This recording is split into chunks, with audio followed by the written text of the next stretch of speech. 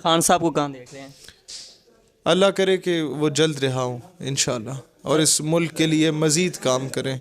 मुझ में और नवाज शरीफ में फ़र्क तो होना चाहिए ना। क्या फ़र्क? उन्होंने जिस तरीके से पॉलिश की थी वो हमें आती नहीं तो थी। सर आप भी पॉलिश कर लेते हैं। ज़मीर देखे पाकिस्तान में कौन आज़ाद है?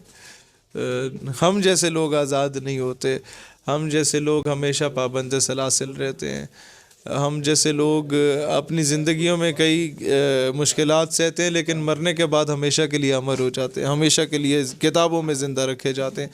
लेकिन मुझे दुख इसी बात का है कि जो लोग जिन औरतों ने देहातों में हमारे कब्र पे आके मज़ार बना के उधर दीवे बालने हैं, अपने बच्चों के लिए दुआएं करनी है, वो ज़िंदगी में कदर कर लें और इस आइडियोलॉजी की कदर करते हुए हमारा साथ देना शुरू कर दें, तो मैं समझता हूँ पाकिस्तान के हालात बेहतर हो जाएंगे। हम मुर्दा परस्त कौम है, हमने AQ खान की कदर नहीं की। मैं AQ खान के जनाजे में गया, वहाँ पर एक 17 ग्रेड का आम सा ऑफिसर भी जब अपने भाई या बेटे का शादी रखता है ना, तो पहले देखता है कि यार बारिश का माहौल तो नहीं बना हुआ, मौसम तो नहीं है इस तरह का, वो उस तरह टाइम एडजस्ट करता है। AQ खान का जनाजा उस टाइम पे रखा गया जब ओले पड़ रहे थे, और उस जनाजे में किसी फोर्सेस का चीफ नहीं था, ना सदर था, ना वज़ीर आज़म था, ना किसी सूबे का गवर्नर या वज़ीर आला था।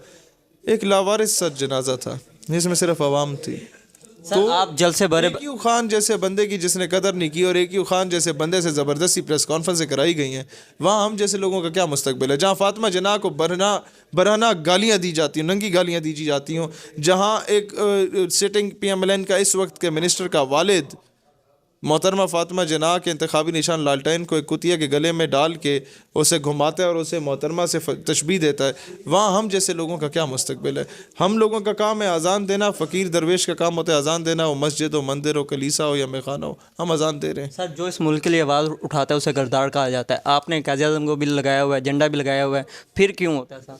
मुझसे बड़ा कोई महब वतन पाकिस्तानी है तो आ जाए सामने, कोई पॉलिटिकल पार्टी आ जाए। हम लोगों ने उस वक्त बलूचिस्तान के बलोचों, पश्तूनों, हज़ारा और बरावी लोगों को एक प्लेटफॉर्म पे इकट्ठा करके पाकिस्तान का परचम थामा था और थमाया था, जब ये सारे नाम नहाद मुहब वतन लोगों की टांगें कांपा करती थीं। सर दूसरे 9 फरवरी को जीते हैं, आप 8 तक नहीं जीते, इसकी क्या वजह है? बस उन्होंने जिस तरीके से पॉलिश की थी वो हमें आती नहीं थी। तो सर आप भी पॉलिश कर लेते हैं। ज़मीर नहीं बांधते। और जमशेद दस्तुद्दीन असम्बली में ले गए, आप उससे पहले ले आते, शायद आप पॉलिश करते, आपको भी सीट एक आधी मिल जानी थी। नहीं, मेरिट पे अगर जल से तो आपने बराबर किया ना।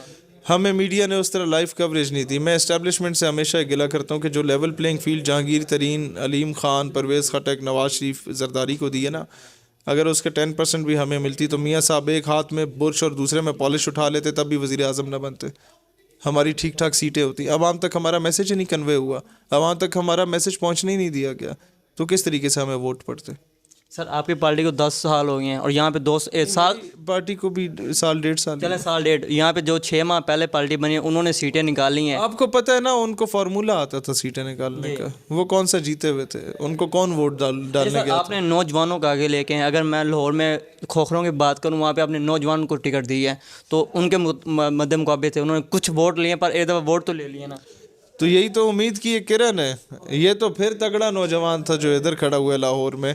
हमारे कई नौजवान ऐसे हैं जो रक्षा चलाने वाले हैं, एम्बुलेंस ड्राइवर हैं, सोराब की साइकिलों पे कैंपेन करते हैं, लेकिन हैं सारे पढ़े लिखे, किसी ने MBA किया हुआ है, किसी ने MSc किया हुआ है। तो हमने काबिल नौजवानों को खड़ा किया जागीरदारों के मुकाबले में। सर खान साहब को कहाँ देख रहे हैं?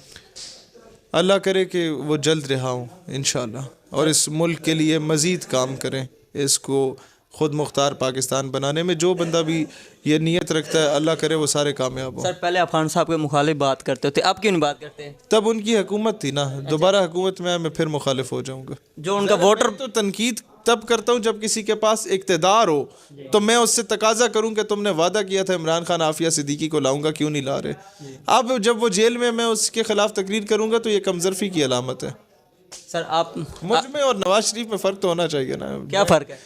यही तो फ़र्क है कि एक बंदा जेल में तुम उसकी पार्टी की ख़वातीन उठा के गिरफ्तार करवा रहे हो, एक बंदा जेल में तुम उसके खिलाफ तकरीर करो, जड़ें बनो, आमने सामने आके बात करो। एक बंदा जेल में, उसने बेशक मुझ पर जुल्म भी उठाया, मुझे गिरफ्तार भी किया, मेरा ज़र्फ नहीं इजाज़त देता कि मैं उसके बारे में बोलूँ। सर आखिर में कोई एक आधा शेर और शाकिर शुजा आबादी का था, मेरे मुल्क च खुदा डॉलर, मेरे मुल्क च नबी पैसा, इथे अमल ना कोई आवे, इथे मेहमान विकदे ने। ये अमल कांसी पे लिखा था उसने कि इन्होंने दीन को, मिल्लत को, वतन को बेच दिया है हुक्मरानों ने, और इन्होंने डॉलर को और पैसे को अपना खुदा समझा हुआ है हुक्मरानों ने, इन बदबख्तों ने। तो इधर अहमल कांसी जैसा गैरतमंद बंदा कोई ना है, यहाँ पर मेहमानों को बेच दिया जाता है, वफादारों को बेच दिया जाता है।